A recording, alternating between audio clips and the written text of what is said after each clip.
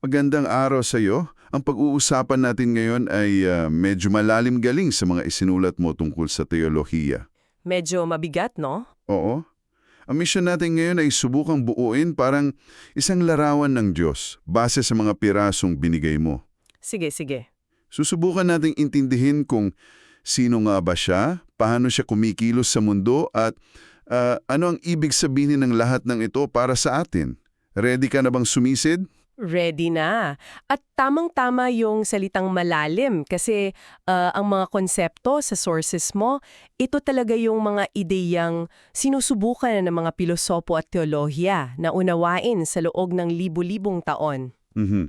Mula sa banal na Santa Trio hanggang sa kahulugan mismo ng pag-iral o existence. Wow. Ay hindi kayang abutin ng isip natin pero sa kabilang banda ay gustong magkaroon ng personal na ugnayan sa atin. Okay, sige. Umpisahan natin sa pinaka-frame ng puzzle na to. Ang kalikasan mismo ng Diyos. Sige. Unang-una na dyan yung konsepto ng banal na santatlo o Trinity. Sinasabi sa source mo na may iisang Diyos pero tatlong persona. Ama, Anak, at banal na Espiritu. Sandali, medyo nalilito ako agad. Diyan na agad nagiging komplikado, di ba? Oh, paano nangyayari yun? Tatlong persona pero iisang Diyos. Parang math na hindi nag-a-adopt sa isip ko eh. At diyan agad natin makikita yung yung limitasyon natin. Idinidiin mismo sa teksto na ito ay isang bagay na hindi kayang lubusang maunawaan ng mga nilalang, tao man o anghel. Bakit daw? Buhay sa loob ng isang sistema na may tatlong dimensyon ng espasyo at isang dimensyon ng oras. Nakakulong tayo dito. Ah, Ang Diyos sa kabilang banda ay nasa labas ng lahat ng yan. so para magkaroon tayo ng kahit kakonting idea, may bibigay ba tayong analogy? Kasi ang hirap isipin. Sige, subukan natin. Isipin mo ang tubig. Ang chemical formula niya ay H2O. Okay? Pero pwede siyang maging liquid, pwedeng maging solid bilang yelo, o pwedeng maging gas bilang steam. Tatlong anyo. O, tatlong magkakaibang anyo o manifestation, pero iisang substance pa rin, H2O. Siyempre, hindi ito perfectong analogy ha. Gets. Pero nagbibigay ito ng ideya kung paano ang isang bagay ay maaring magkaroon ng maraming anyo habang nananatiling iisa sa kanyang esensya. Ganon kalaki yung ideya na sinusubukan nating hawakan dito. Wow! Teka, dito nagiging mind-bending ang usapan. Kung siya ay nasa labas ng oras at espasyo na ayon sa source ay mga nilikha lang din niya, ibig sabihin, ang simula at wakas ng universe para sa kanya ay nangyayari sa iisang iglap lang. Eksakto. Grabe yung konsepto na yan. Eksakto. Isipin mo na ang buong kasaysayan ng universo mula sa Big Bang hanggang sa huling bituin na mamatay ay isang napakahabang pelikula.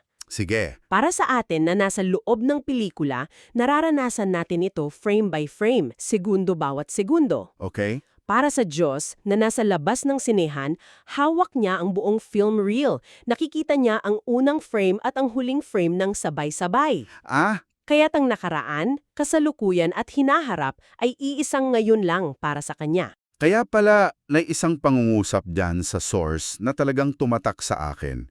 Ang mga nilalang ay mauunawaan lamang kung ano ang ipinahihintulot ng Diyos na maunawaan nila.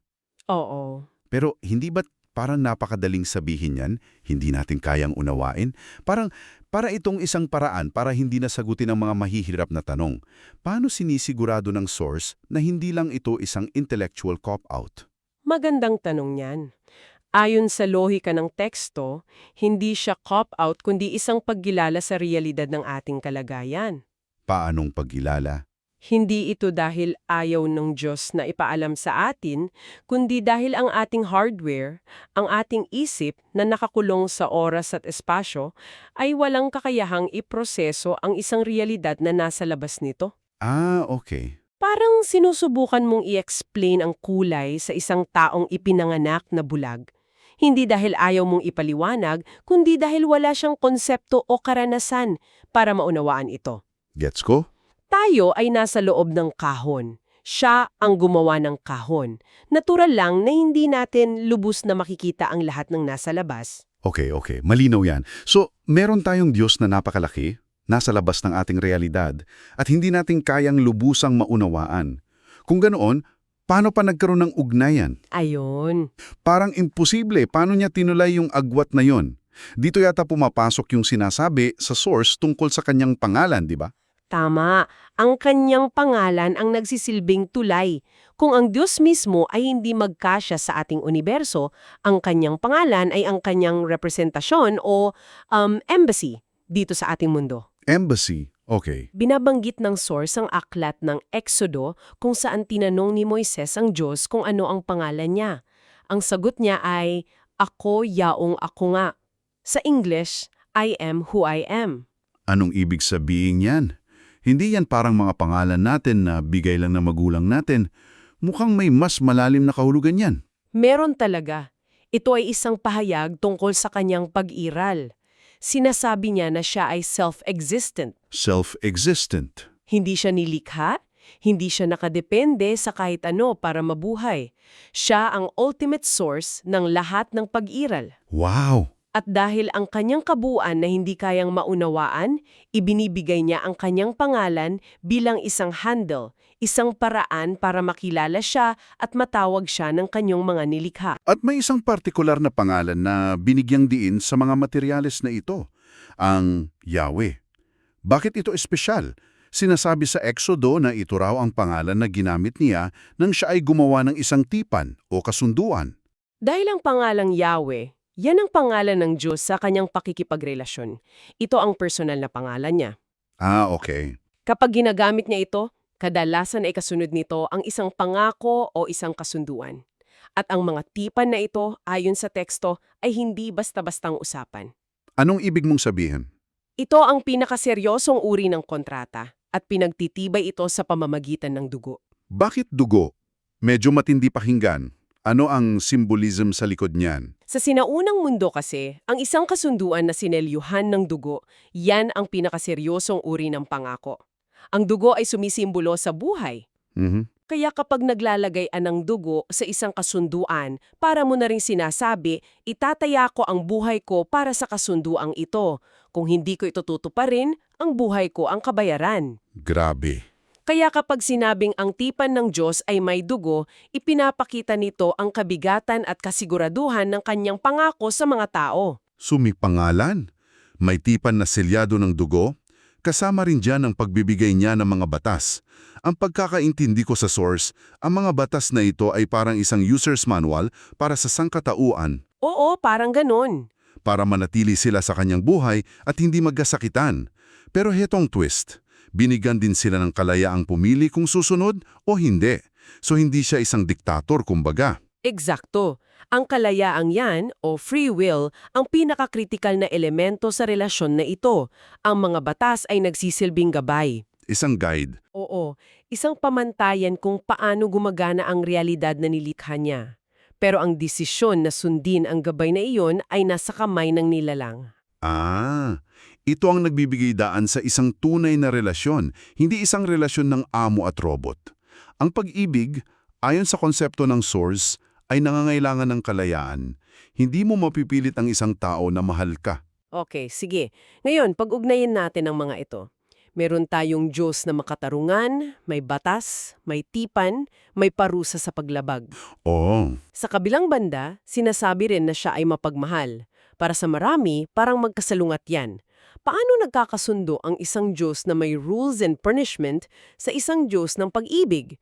Parang oil and water eh. Ang paliwanag ng source ay nakasentro sa isa pang katangian niya, ang pagiging nakakaalam ng lahat o omniscience. Omniscience. Binabanggit ang aklat ni Jeremias na nagsasabing walang sino man o anumang bagay ang makapagtatago mula sa kanya. Dahil alam niya ang lahat, bawat isip, bawat motibo, bawat intensyon, bawat kilos na nagawa at hindi nagawa. Lahat-lahat. Lahat-lahat. Kaya ang kanyang paghatol ay hindi maaaring magkamali. Ito ay magiging perpektong patas at makatarungan. Walang miscarriage of justice sa kanyang korte. At may punto rin sa source na nagbibigay linaw na ang mga batas niya ay hindi imposible. Tama. Hindi siya nagbibigay ng pagsubok na wala kang kakayahang lampasan. Sinasabi na, kasabay ng pagbigay ng batas, nagbibigay din siya ng lakas para masunod ang mga ito. Parang sinisigurado niya na patas ang laban. At dyan mismo nagtatagpo ang katarungan at pag-ibig.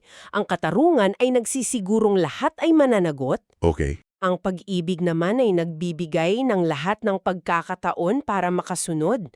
Ayon sa source, bibigyan ng Diyos ang lahat ng sapat na pagkakataon, balala at paalala para magsisi at bumalik sa Kanya.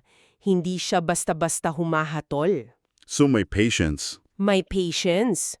Pero sa huli, kung ang isang nilalang ay patuloy at determinadong tumanggi sa Kanya, igagalang niya ang desisyong iyon.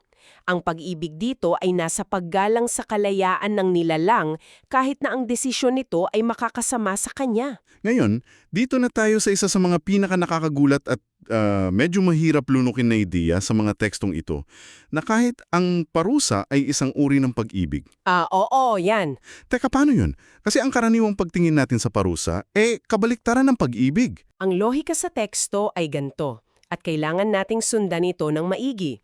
Ang premise ay, ang mga nilalang ay dinisenyo sa paraan na sila ay magiging tunay na masaya at ganap lamang kapag sila ay nasa ilalim ng pamamahala at presensya ng kanilang lumikha. Okay, yan yung natural state nila. Yan ang kanilang natural state. Kung pipiliin nilang lumayo at mamuhay ng hiwalay sa Diyos, ito ay labag sa kanilang disenyo. Ang resulta, hindi maiiwasang pagdurusa, kaguluhan at sakit. So, parang isang isda na piniling mabuhay sa lupa, hindi siya para doon, kaya magdurusa siya at mamamatay. Magandang analogy yan. So, kung ang isang nilalang ay matigas na pinipili ang estado ng paghiwalay na ito, isang estado ng walang katapusang pagdurusa, ano ang pinakamapagmalasakit na bagay na maaring gawin? Ano? Ayon sa source, ang solusyon ay wakasan ng pag-iral na iyon. Ang tinatawag na ikalawang kamatayan o ang tuluyang pagkawala. Non-existence. Non-existence. Isa raw itong akto ng pag-ibig o awa dahil tinatapos nito ang isang walang hanggang paghihirap na pinili mismo ng nilalang. Pero bago yung ikalawang kamatayan, binanggit sa source yung dagat-dagatang apoy. Ano naman yun? Hindi lang ba pwedeng diretsong pagkawala na lang? Ayon sa teksto, ang dagat-dagatang apoy ay hindi lang basta parusa for the sake of punishment. Ang turing dito ay isang proseso ng katarungan, isang cosmic accounting kumbaga. Pagtutuos? Oo, isang pagtutuos. Dito, kailangan harapin ng isang tao ang kabuuang bigat at resulta ng lahat ng sakit at kasamaang idinulot niya. Isang pagbabayad utang bago ang pinal na pagwawakas. Ano? Bakit kailangan pa nun? Tinitiyak nito na ang katarungan ay naisakatuparan ng hayagan para makita ng lahat ng nilalang ang pagiging matuwid ng Diyos bago niya isagawa ang huling akto ng awa na siyang pagwawakas sa pagdurusa. Okay. Yung ikalawang kamatayan na sinasabi, ito na yung pagbabalik sa kawalan o non-existence na to. Talakayin natin yan ng mas malalim. Sige. Kasi mukhang ito ang pinakahuling kahinatnan para sa mga tuluyang tumanggi sa Diyos. Ano ba talaga ang kawalan ayon sa mga tekstong ito? Ang premise ay ito, dahil ang Diyos ang pinagmumulan ng lahat ng buhay at pag-iral, siya ang ultimate reality. Walang anumang bagay na umiiral sa labas niya. Walang labas. Walang labas. Kaya ang paglayo sa Kanya ay paglayo rin sa mismong pag-iral. Ang konsepto rito ay kahit ang kawalan o nothingness ay sako pa rin niya sa paraan na siya ang may kontrol dito. Paano may kontrol? Siya ang tumatawag sa mga bagay mula sa kawalan patungo sa pag-iral. At siya rin lang ang may kapangyarihang ibalik ang isang bagay sa kawalan. So hindi ka talaga makakatakas sa teritoryo niya dahil walang labas sa kanyang teritoryo. Walang labas. Ang taming paraan para tuluyang lumayo ay ang tumigil sa pag-iral. Eksakto. Para sa isang nilalang, ang pagbabalik sa kawalan ay literal na paglalaho. Parang pagbura sa isang karakter mula sa isang kwento.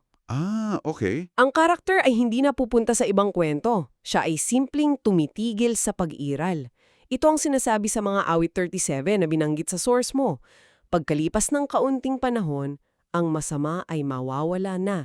Kahit hanapin mo pa siya, hindi mo na siya makikita. Wow, napaka-definitibo niyan. Oo, hindi ito tungkol sa walang hanggang pagpaparusa sa isang lugar ng pagdurusa, kundi sa tuluyang pagwawakas. At ito na siguro ang sukdulang pagpapakita ng kanyang absolutong kapangyarihan o soberanya sa lahat ng bagay. Tumpak! Ayon sa aklat ng Job 34, ang lahat ng nilalang ay nabubuhay dahil sa kanyang hininga. Kung babawiin niya ang hiningang iyon, lahat ay babalik sa alabok. Grabe. Ang punto nito ay napakalalim. Ang ating pagiral ay hindi isang bagay na minsan lang niyang ibinigay at pagkatapos ay pinabayaan na. Hindi siya one-time gift. Hindi. Ito ay isang tuloy-tuloy at aktibong proseso. Bawat segundo na tayo ay umiral, ito ay dahil aktibo siyang nagpapahintulot at sumusuporta sa ating pagiral. Kung titigil siya, titigil din tayo. Grabe. Kung lalagumin natin ang buong puzzle na binuo natin, ang mga source mo ay nagpinta ng isang larawan ng Diyos na umiiral sa labas ng ating realidad. Pero nakikipag-ugnayan sa atin sa pamamagitan ng mga pangalan at tipan. Isang Diyos na ang katarungan at pag-ibig ay hindi magkasalungat kundi dalawang panig ng iisang barya. Oo. At sa huli, isang Diyos na may ganap na kapangyarihan sa pag-iral at kawalan. Napakakomplikado, pero magkakaugnay. Oo, at ang dalawang pangunahing ideya na maiiwan ay soberenya at relasyon. Isang Diyos na may ganap na kapangyarihan sa lahat, walang makakatakas sa kanyang realidad. Tama. Ngulit sa kabila ng kapangyarihang iyon, hindi siya isang malayo at walang pakialam na puwersa. Sa halip, nag-aalok siya ng isang relasyon, isang tipan na nakabatay sa malayang pagpipili, mga pangako, at mga kahihintnan. At bilang pangwakas na kaisipan para sa iyo na nakikinig, iiwan namin ang tanong na ito. Kung ang bawat segundo ng iyong pag-iral ay isang aktibong kalooban ng isang makapangyarihang nilang, gaya ng isinasaad sa mga tekstong ito, paano nito binabago ang iyong pananaw sa kahalagahan ng bawat hininga, bawat sandali, at bawat desisyong iyong ginagawa?